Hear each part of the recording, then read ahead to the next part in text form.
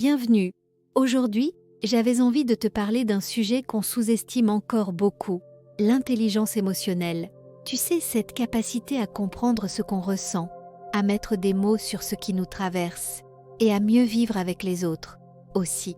Et si je t'en parle aujourd'hui, c'est parce qu'un livre a complètement changé ma manière de voir les choses. C'est celui de Daniel Goleman. Alors oui, il est sorti en 1995, mais ce qu'il raconte est peut-être encore plus d'actualité aujourd'hui. Tu vois, pendant très longtemps, on a pensé que la réussite, que ce soit dans la vie pro ou perso, se jouait surtout sur les compétences, les diplômes, le fameux QI. Mais Goleman a montré quelque chose d'encore plus puissant. Il dit que les émotions, ce n'est pas un truc dont il faut se méfier ou qu'il faut cacher. Au contraire, les émotions sont là pour nous guider. Et quand on apprend à les écouter, sans se laisser envahir non plus, on devient plus lucide, plus calme, plus vrai. Pas parfait, mais plus conscient. Ce qui m'a frappé, c'est que l'intelligence émotionnelle, ce n'est pas un talent réservé à quelques-uns. Ça s'apprend, comme un muscle. La conscience de soi, par exemple, c'est un peu la base de tout.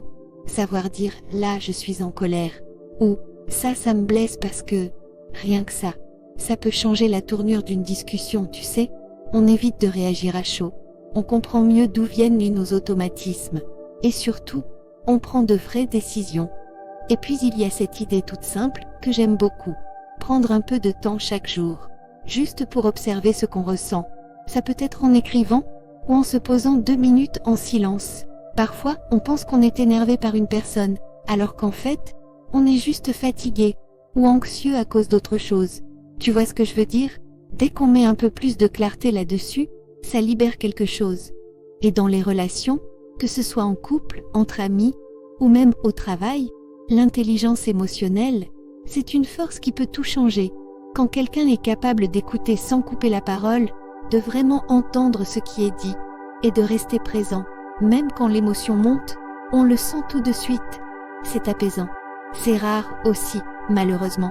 Mais ça se développe, avec un peu d'intention, de recul, et parfois même avec de la douceur envers soi-même. Alors voilà, si tu te demandes par où commencer, je dirais simplement, commence par t'observer, sans jugement. Pose-toi cette question de temps en temps. Qu'est-ce que je ressens là tout de suite? Tu verras, ça peut vraiment transformer ta journée. Et si tu veux aller plus loin, je t'invite vraiment à lire Daniel Goleman, ou à réécouter cette vidéo quand tu as besoin de te recentrer. Si ce genre de contenu t'aide, tu peux t'abonner, liker ou activer la petite cloche. Ça me permet de continuer à partager ce genre de réflexion avec toi. Prends soin de toi et à très bientôt.